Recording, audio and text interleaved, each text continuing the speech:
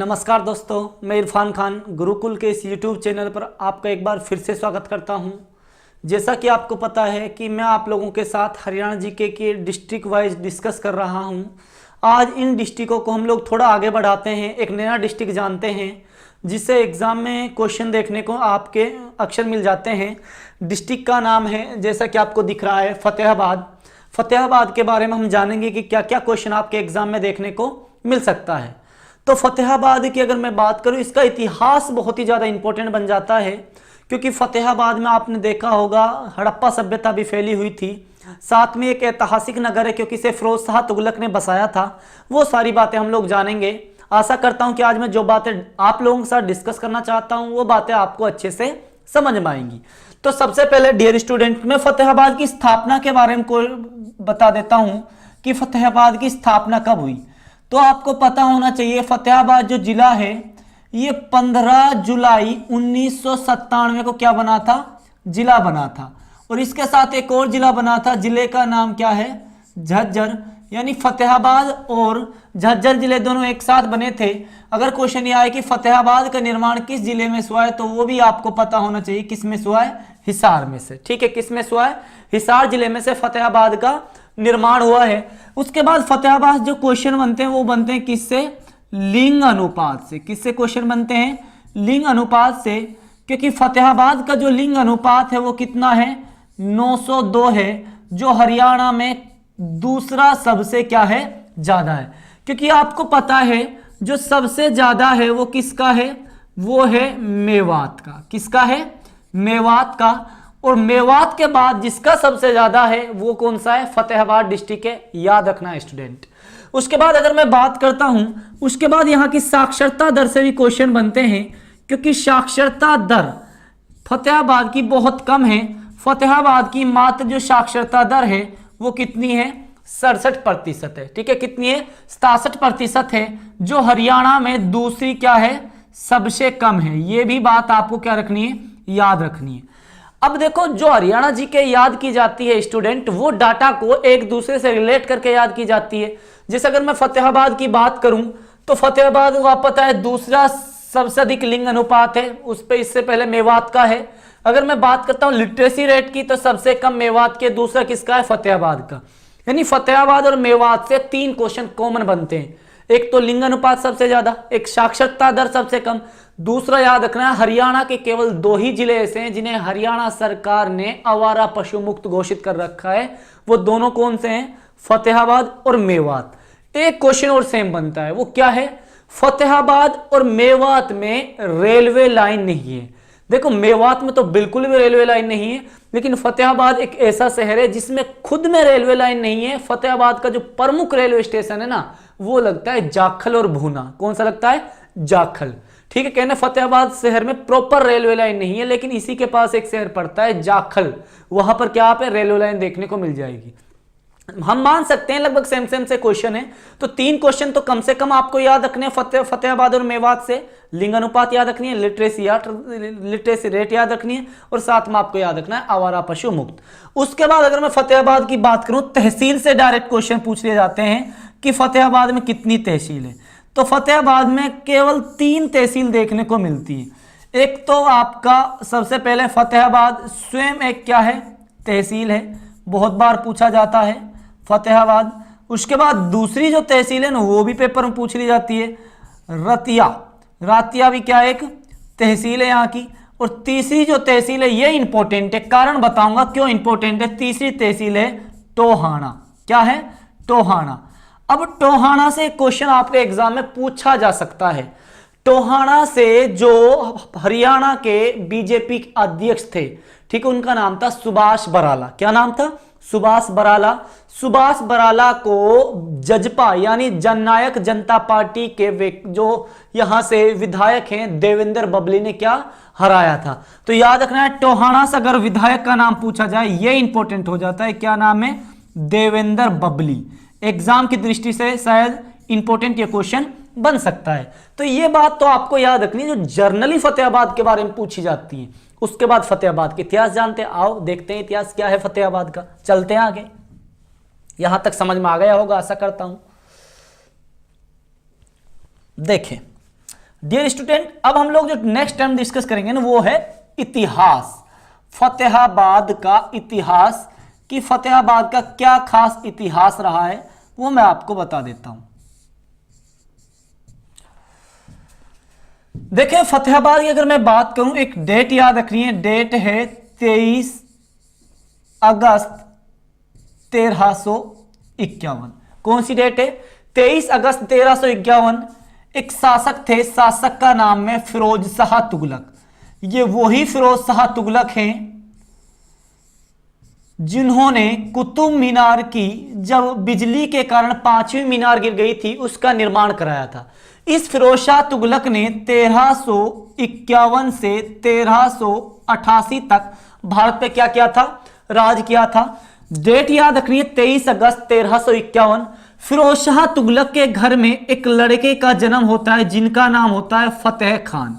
क्या नाम होता है? फतेह खान। इसी फतेह खान के नाम पर ये फिरोज शाह तुगलक एक शहर बसाते हैं। इसी शहर को किस नाम से जाना जाता है? फतेहाबाद के नाम से जाना जाता है। याद रखना, अगर क्वेश्चन ये पूछा जाए कि फतेहाबाद को किसने बसाया? फिरोज शाह तुगलक ने बसाया। उसके ठीक 3 साल बाद 1354 में ये फिरोज शाह तुगलक एक और शहर बसाते हैं जिसका नाम रखते हैं हिसार ए फिरोजा। क्या नाम रखते हैं? हिसार ए फिरोजा।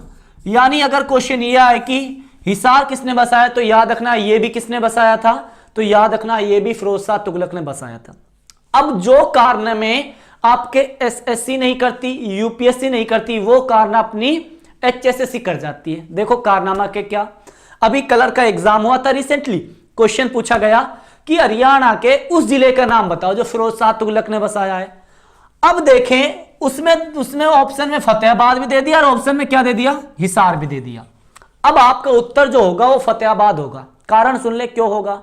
देखिए फतेहाबाद जो शहर है इसे प्रॉपर फिरोज शाह तुगलक ने बसाया था, लेकिन हिसार ए फिरोजा का अर्थ होता है फिरोजा का किला या फिरोजा का दुर्ग। यहां पर एक किला था इसलिए इसके आसपास के क्षेत्र को हिसार ए फिरोजा कहा जाने लगा, ये बसाया नहीं था। तो याद रखना है अगर दोनों ऑप्शन में मिल जाए तो उत्तर क्या होगा? फतेहाबाद। उसके बाद याद रखना है आपको अगर मैं बात करता हूं तो 1398 में तैमूर लंग ने, आपने सुना होगा तैमूर लंग का नाम। तैमूर लंग ने जब भारत पर आक्रमण किया था तो जो फतेहाबाद था यहां के लोगों का इस तैमूर लंग ने क्या किया था? कत्लेआम किया था। तो क्वेश्चन भी ये भी पूछा जाता है कि तैमूर लंग ने कहां के लोगों का कत्लेआम किया था? तो याद रखना है फतेहाबाद के लोगों का क्या किया था? कत्लेआम किया था, जो एग्जाम की दृष्टि से इंपॉर्टेंट है। यह भी बात आपको याद रखनी है। उसके बाद आपसे जो नेक्स्ट क्वेश्चन बनता है इतिहास से, वो मैं आपको बता देता हूं क्या क्वेश्चन बनता है। देखें अगर मैं बात करता हूं उसके बाद 1835 में, यह डेट याद रखनी है, 1835 में ईस्ट इंडिया कंपनी के खिलाफ एक विद्रोह होता है जिस विद्रोह का नाम होता है बनावली का विद्रोह। ठीक है, इस विद्रोह की जो नेतृत्व किया था वो किसने किया था? गुलाब सिंह ने किया था। और आपको पता है बनावली कहां पर पड़ती है? फतेहाबाद में पड़ती है। ये भी बात आपको याद रखनी है। उसके बाद आपको याद रखना है 1857 की जो क्रांति हुई थी, उस क्रांति में जो फतेहाबाद का नेतृत्व किया था वो भी एग्जाम में पूछा जाता है। किसने किया था? मोहम्मद आजम ने किया था। किसने किया था? मोहम्मद आजम ने किया था। उसके बाद आपको याद रखना है 1890 में फतेहाबाद को किससे जोड़ दिया गया? रेलवे लाइन से जोड़ दिया गया। किससे जोड़ दिया गया? रेलवे लाइन से जोड़ दिया गया। और फतेहाबाद का जो प्रमुख रेलवे स्टेशन वो कौन सा है? जाखल। याद रखना है प्राचीन काल में यहां पर एक जनजाति भी रहती थी, जिस जनजाति का क्या नाम है? भील जनजाति। ये जनजाति कहां रहती थी? हरियाणा में, इसी फतेहाबाद में रहती थी। ठीक है, ये यहां के कुछ इतिहास से क्वेश्चन बनते हैं जो एग्जाम में जनरली पूछ लिए जाते हैं। आगे चलते हैं फतेहाबाद से और क्या क्वेश्चन बनते हैं आपके साथ 1 बाय 1 में डिस्कस करने वाला हूं।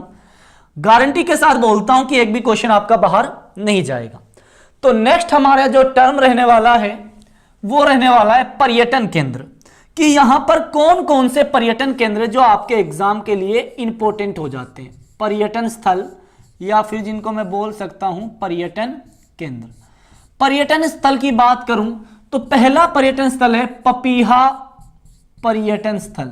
पपीहा पर्यटन स्थल, डायरेक्ट क्वेश्चन पूछा जाता है कि पपीहा पर्यटन स्थल कहां है, तो याद रखना है फतेहाबाद। नेक्स्ट है अमरूद प्रजनन केंद्र। अमरूद प्रजनन केंद्र कहां है, तो याद रखना ये यहां का एक गांव पड़ता है, गांव का नाम है भूना। ये कहां पर है, भूना। उसके बाद नेक्स्ट है बाबा टहलदास की मस्जिद। बाबा टहलदास की मस्जिद, इसे फिरोजा फतेहाबाद की मस्जिद भी बोला जाता है। बताया जाता है कि जब 1540 में एक युद्ध हुआ था, युद्ध का नाम है, आपने सुना होगा भाई, हुमायूं के साथ जो शेरशाह सूरी थे उसने 2 युद्ध लड़े थे, एक कन्नौज का युद्ध, एक बिलग्राम, कन्नौज या बिलग्राम का युद्ध, एक चौसा का युद्ध। चौसा का 1539 में हुआ था, कन्नौज का 1540 में हुआ था। जब 1540 में कन्नौज का युद्ध हुआ था, जब शेरशाह सूरी हुमायूं का पीछा कर रहे थे, तो जो हुमायूं था वो बाबा टहलदास की मस्जिद में ही छिपा था। इसे क्या बोलते हैं, फतेहाबाद की मस्जिद भी बोलते हैं। यहाँ का इंपॉर्टेंट क्या है, ये पर्यटन स्थल है फतेहाबाद की मस्जिद। ये भी आपको क्या रखना है, याद रखना है। नेक्स्ट जो पर्यटन स्थल है वो श्री कृष्ण मंदिर। अगर क्वेश्चन ये पूछा जाए श्री कृष्ण मंदिर कहाँ है, तो याद रखना ये भी आपके फतेहाबाद में जो एग्जाम की दृष्टि से इंपॉर्टेंट हो जाता है। उसके बाद नेक्स्ट जो पर्यटन स्थल है वो सबसे ज्यादा इंपॉर्टेंट है पुरानी हवेली। अगर क्वेश्चन ये पूछा जाए कि हरियाणा में सबसे पुरानी हवेली कहाँ है, तो याद रखना ये फतेहाबाद में, इसे क्या बोला जाता है, फिरोज शाह का महल। क्या बोला जाता है, फिरोज शाह का महल। ठीक है, क्या बोला जाता है, फिरोज शाह का महल बोला जाता है। ये भी इंपॉर्टेंट, ये भी कहां है, आपके फतेहाबाद में। एक और लास्ट आपको याद रखनी है मीर शाह की मजार। मीर शाह की मजार, ये भी कहां पर है, फतेहाबाद। ये डियर स्टूडेंट यहाँ के कुछ पर्यटन स्थल हैं जो जर्नली आपके एग्जाम में पूछ लिए जाते हैं। रिपीट करा देता हूं, आपको याद रखना है अमरूद प्रजनन केंद्र भी यहीं पर है, पपीहा पर्यटन स्थल भी यहीं पर है, या बाबा टहलदास की मस्जिद जिसे फतेहाबाद की मस्जिद बोलते हैं, श्री कृष्ण मंदिर, पुरानी हवेली, ये सब कहां पर है, फतेहाबाद में। उसके बाद फतेहाबाद जो क्वेश्चन बनते हैं वो बनते हैं इसके उपनाम से, कि इसके उपनाम क्या क्या हैं जो एग्जाम में अक्सर पूछ लिए जाते हैं। तो नेक्स्ट हमारा जो टर्म होगा वो होगा उपनाम। तो देखें इसके उपनाम क्या है। सबसे पहले तो इसे बोला जाता है इकदार सिटी। अगर क्वेश्चन आ जाता है किस जिले का प्राचीन नाम इकदार है, तो याद रखना है फतेहाबाद। दूसरा क्वेश्चन पूछा जाता है चिल्ली नगरी या फिर चिल्ली सिटी, तो याद रखना ये भी किसका नाम है, फतेहाबाद का। तीसरा आपको याद रखना है, इसका बहुत बार क्वेश्चन जाता है उदायनी नगरी किस जिले को कहा जाता है, तो याद रखना है फतेहाबाद को कहा जाता है। ये जो नाम है इसका किसके समय था, सम्राट अशोक के समय इसका नाम था। उसके बाद नेक्स्ट जो नाम है वो है पिंक सिटी, किसको कहा जाता है, किस क्या, पिंक सिटी हरियाणा में किसे कहा जाता है, तो याद रखना वो भी किसे कहा जाता है, फतेहाबाद को कहा जाता है। ये फतेहाबाद के नाम है जो आपके एग्जाम में पूछे जा सकते हैं। आशा करता हूं कि ये नाम आपको याद रहेंगे। उसके बाद कुछ इंपॉर्टेंट फैक्ट मैं आपको बता देता हूं कि यहां से इंपॉर्टेंट फैक्ट क्या क्या बनते हैं। तो जो इंपॉर्टेंट फैक्ट है मैं उनको 1 बाय 1 आपके साथ डिस्कस करूंगा, क्या फैक्ट यहां से आपके एग्जाम में पूछे जा सकते हैं।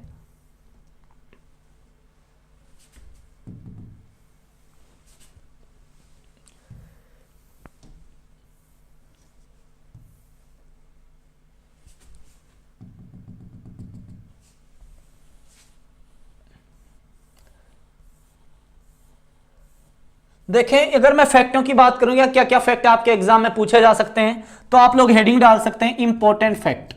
क्या हेडिंग डालें, इंपॉर्टेंट फैक्ट।